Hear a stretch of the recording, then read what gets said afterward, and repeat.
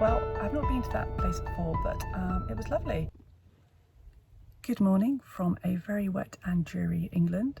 We are antique shopping today in Farnham, Surrey.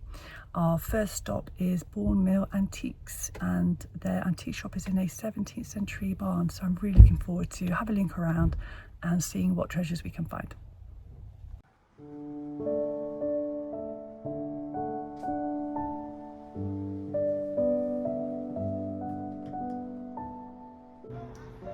There's some pretty Wedgwood jasperware here.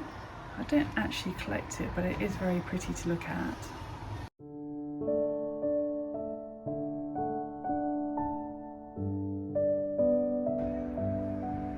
Now, I've been after a George and Mary mug for a while. I do like this one. It's £8. It's not quite the one I was looking for, but anyway, it's very pretty.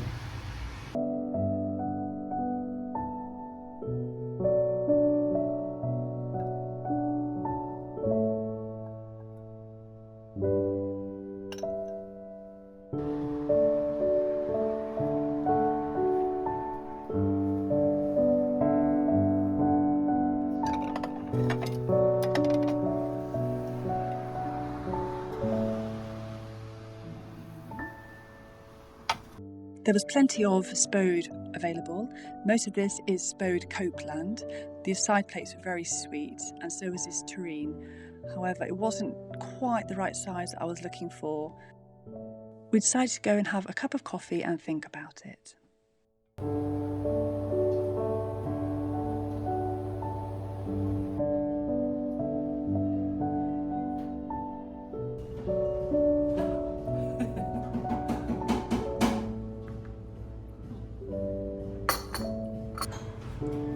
Nice coffee? Even better company.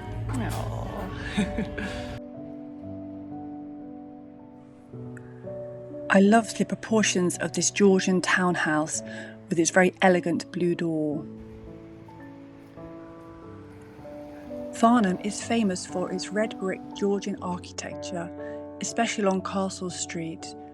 This looked like a lovely place for lunch. Perhaps we'll come back on a sunnier day. These French bistro chairs.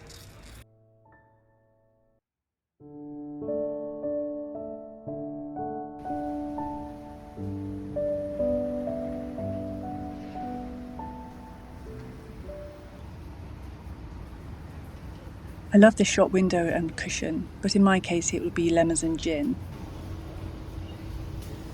I also love this shop window with its pinks and reds and all this colour, which look really lovely and bright on such a dark January day. We popped in quickly to a local charity bookshop. This one looks quite a sweet, easy read. Might get this one.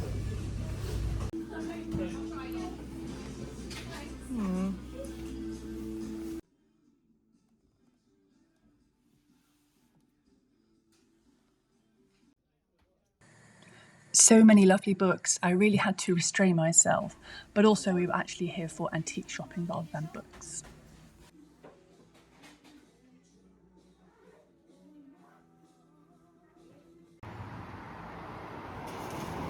Next, it was off to Old Barn Antiques in a village called Compton near Guilford. It's just a single room, but they have lots of interesting antiques, curios, and lots more at very reasonable prices, I thought.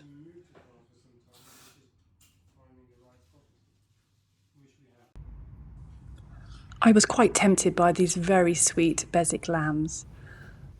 I also spotted a Delft tile. I'm always on the lookout for anything Delft. There was plenty of Royal Copenhagen ceramic ware, and then I spotted some, looks like to me, Georgian antique ceramic ware, which is absolutely my favourite thing to purchase. 20 and 20 is 40. My husband said that he'd spotted a map framed on the wall that I might be interested in, so I went to have a little look. It was an antique map of the county which I grew up in England. It's in about an hour inland from Biarritz. That's the closest place, and you've got to Yeah, they're coming in from there. Got my picture.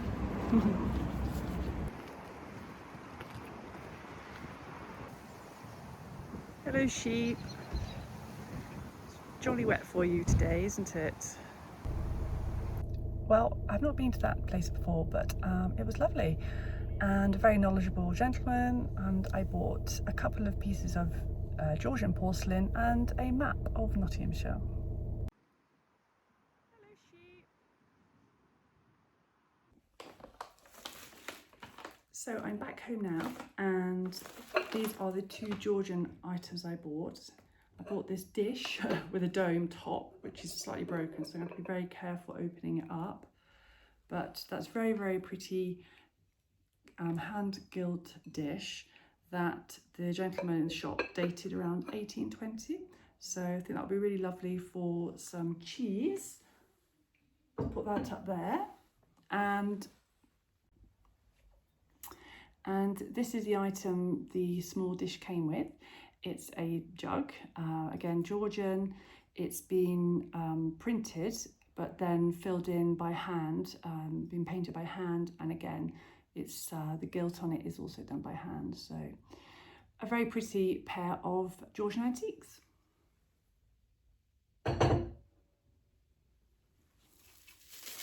And then we bought this Delft blue pot holder, and well, it's just very pretty. It's got a lady on. I always prefer to get something with an animal, flowers, or women on, and it has a little note on the back which is very sweet, and I shall use it in the kitchen for cooking, putting hot dishes on, or even on the table.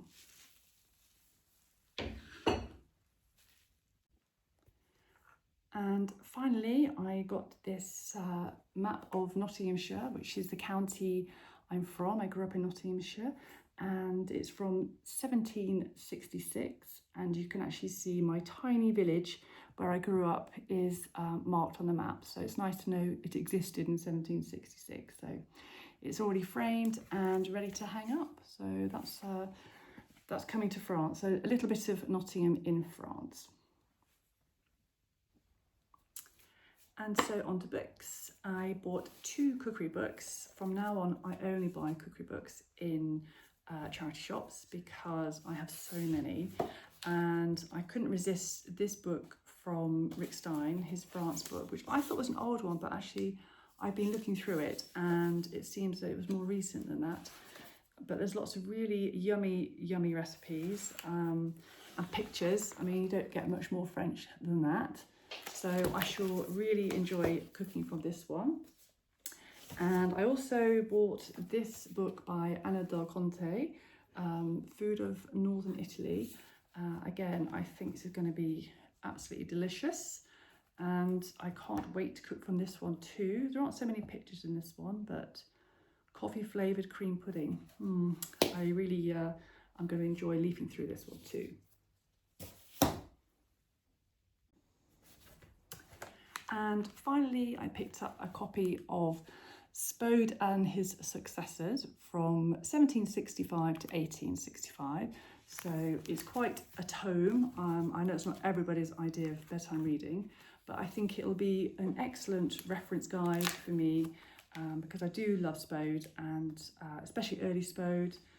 And so it's got some really beautiful diagrams and colour pictures.